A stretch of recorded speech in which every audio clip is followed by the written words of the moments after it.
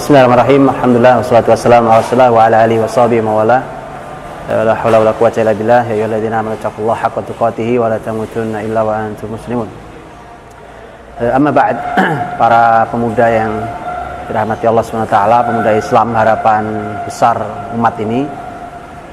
Di awal Allah Subhanahu wa taala berfirman untuk seluruh pemuda. Di dalam surat Ar-Rum ayat 54 Allah Subhanahu wa taala berfirman, Allahulladzi khalaqakum min dha'f thumma ja'ala min ba'di dha'fin quwwah thumma ja'ala min ba'di quwwati dha'fa wa syaibah yakhluqu ma yasha wa huwal 'aliyyul qadir. Allah lah yang menciptakan kalian dari lemah, diawali dengan lemah. Kemudian setelah itu Allah menjadikan setelah lemah itu kekuatan. Dan setelah kekuatan itu lemah dan beruban, rambut putih. Yakhluqu ma yasha. Allah menciptakan sebagaimana Allah kehendaki. Dialah Allah yang maha mengetahui, dialah Allah yang maha mengukur segalanya, yang maha kuasa.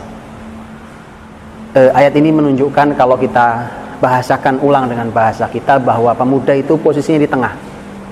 Dan posisi di tengah itu adalah, kalau kita bahasakan, dia adalah sebuah kekuatan di antara dua kelemahan. Kelemahan di masa kanak-kanak, semuanya lemah, fisik lemah, akal juga lemah, ilmu belum banyak, pengalaman belum ada, dan seterusnya. Dan lemah yang kedua adalah lemah saat sudah beruban, dan itu biasanya pada orang tua. Orang tua mungkin pengalamannya banyak, mungkin ilmunya banyak, tapi fisik tidak memadai umpamanya. Atau bahkan akal juga, kemampuan berpikir, kemampuan menghafal juga sudah mulai lemah. Sehingga anak muda itu adalah sebuah kekuatan di antara dua kelemahan. Karena itulah maka para ulama membahas tentang mengapa dalam hadis Nabi sallallahu alaihi wasallam yang sahih, la tazalu qadama 'abdin yaumal qiyamah, la tazulu qadama 'abdin yaumal qiyamah hatta yus'ala an arba'. Tidak bergeser kaki seorang hamba di padang mahsyar nanti kecuali setelah ditanya 4 hal. An umrihi fima afnah wa an syababihi fima ablah. Tentang umur dihabiskan untuk apa, masa muda dihabiskan untuk apa. Para ulama mengatakan, bukankah masa muda bagian dari umur?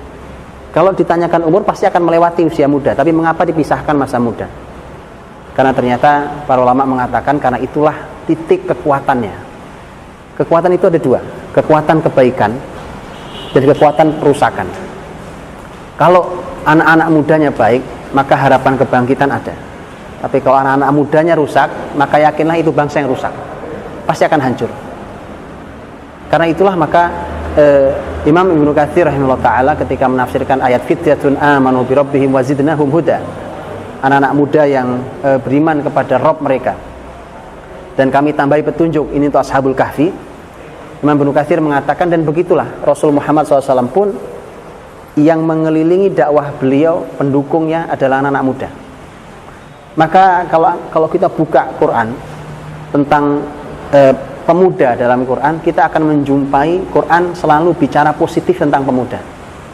Maka yang pertama harus dimunculkan di anak muda adalah anak muda itu hebat, positif, bukan negatif. Itu dulu yang harus dihilangkan. Selama di kepala kita, kepala orang tua, kepala para pendidik, bahkan kepala para petinggi negeri ini, bahwa kalau muda itu merusak, kalau muda itu tidak jelas, kalau anak muda itu artinya adalah bahwa mereka anak-anak yang belum tahu arah hidupnya. Selama masih itu di kepalanya, maka belum ada perubahan.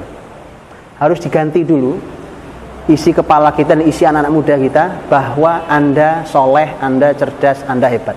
Itu dulu, sebelum yang lain. Karena Quran tidak menyisakan ruang untuk anak muda yang rusak. Bisa beda. Kalau kita bicara, contoh nih, dalam Al-Quran, kita bicara keluarga. Kita bicara keluarga, Quran menyebutkan ada keluarga yang baik, ada keluarga yang buruk. Tapi bicara anak muda tidak. Bicara anak muda semua positif. Paling hanya kisah anak muda yang dua anak muda yang ada dalam kisah surat Yusuf, wa dakhala ma'ahu sijna fatayan. Dua anak muda yang masuk penjara bersama Yusuf. Itu pun hanya satu yang rusak, yang satu tidak bersalah. Itu tidak dikisahkan terpisah, supaya untuk menunjukkan bahwa anak muda semuanya positif. Itu dulu. Jangan muncul di kepala kita bahwa anak muda itu rusak, anak muda itu tidak jelas pemikirannya, tidak tahu arah hidupnya, bukan itu. Kemudian setelah itu, karena generasi muda itu adalah potensi kekuatan, maka kekuatan itu memang harus diberikan panduan. Karena kalau tidak, kekuatan itu bisa merusak. dia cenderung akan merusak. Maka harus ada panduannya. Anak-anak muda itu karena dia kuat, diberi apapun oke, gak ada masalah. Umpamanya disuruh hafal 30 juz, selesai 30 juz. Anak muda, orang tua mungkin masih berpikir ulang, apa iya saya selesai? Anak muda itu harus punya kekuatan tekad yang itu selalu tergambarkan di dalam kalimat generasi soleh dulu, bahkan di kalimat musuh Islam. Nah, dikisahkan bahwa ada pembesar Romawi yang menyusupkan orang ke muslimin, disuruh duduk untuk mengamati bagaimana muslimin, dan itu banyak anak muda rata-rata. Jawabannya jelas, mereka adalah ruhbanul lail. Kalau malam hari mereka jadi rahib. Tahu sendiri rahib, bahasa rahib untuk bahasa mereka, duduk, berzikir, ibadah, sujud, segala macam. Kalau siang hari mereka fursanun nahar. Mereka fursan itu pengendara kuda, ketangkasan, kesatria. Begitu. Anak muda, insya Allah dia harus diarahkan untuk sampai menjadi ruhbanul lail wa fursanun nahar. Dan itu karena itulah anak muda ini perlu pembimbing. Harus ada pembimbingnya yang mendesain mereka dan mendesain perjalanan mereka. Perlu itu.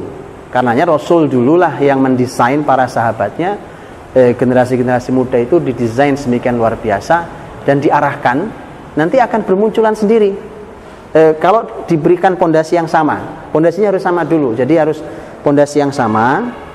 Seluruh anak muda harus dibuat standarisasi yang sama. Contoh, standarisasi yang sama itu, mereka harus punya standar minimal ilmu agama.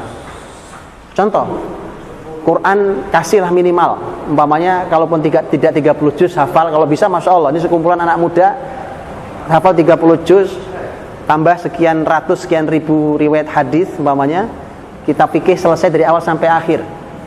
Ini gak sulit, wallah tidak sulit, asal mereka mau duduk konsisten dan ada pembimbingnya. Ketika standarisasinya muncul, nanti akan ibarat tanaman yang memang pohon mangga ya tumbuh mangga, yang memang pohonnya adalah buah anggur ya tumbuhnya anggur, tapi mereka tumbuh di tanah yang subur. Harus begitu. Jangan sporadis. Pokoknya ini begini, ini kan baik, ini juga baik. Yang sporadis tidak akan menghasilkan kekuatan apapun. Sporadis itu mudah dipatahkan oleh siapapun. Dia harus dalam desain, bergerak dalam satu perencanaan yang matang. Kalaupun dia warnanya hijau, ini warnanya merah, ini warnanya biru, ini warnanya putih, ini berbagai macam warna, tidak masalah, tapi dia dalam rangkaian desain, dalam rangkaian kerangka yang jelas, dibuatkan standarisasi yang jelas seperti dulu para sahabat. Setelah itu masalah keahlian akan muncul dengan sendiri sesuai dengan bakatnya. Kalau bakatnya mangga munculnya mangga, kalau bakatnya anggur munculnya anggur. Gak usah khawatir itu. Tapi standarisasi harus sama. Kalau selama standarisasinya belum sama, nanti jangan-jangan hanya muncul anak muda yang ilmunya tinggi, sekolah sampai kemana-mana, tapi sebenarnya otaknya liberal. Atau kemudian dia berpikir ya sekedarnya aja, yang penting dia sholat, muslim, tapi tidak pernah dia berpikir lebih dari itu untuk Islamnya.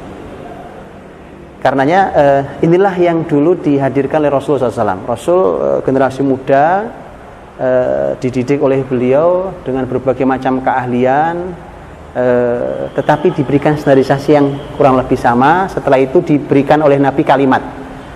Kata Nabi, afrodukum Zaid, paling ahli dalam ilmu faraid Zaid. Ketika Nabi bicara Abdullah bin Abbas, Nabi mengatakan Allahumma faqihu fid din wa alimhu ta'wil. Jelas ini pakar tafsir. Ketika Nabi bicara tentang Amr bin As radhiyallahu an, umpamanya Nabi para sahabat memberikan kalimat yang luar biasa. Umar umpamanya mengatakan bahwa Amr bin As itu adalah orang yang dimanapun dia berada layak jadi pemimpin.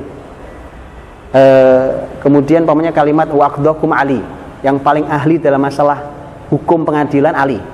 Jadi jelas dia akan tumbuh masing-masing sesuai dengan apa bibit aslinya sebenarnya. Tetapi standarisasi sama dulu. Nah, PR-nya adalah buat standarisasi yang sama, pondasi yang sama, Setelah itu mereka akan tumbuh seperti bangunan ini yang saling menopang satu sama lain sampai jadi bangunan kokoh dengan izin Allah SWT.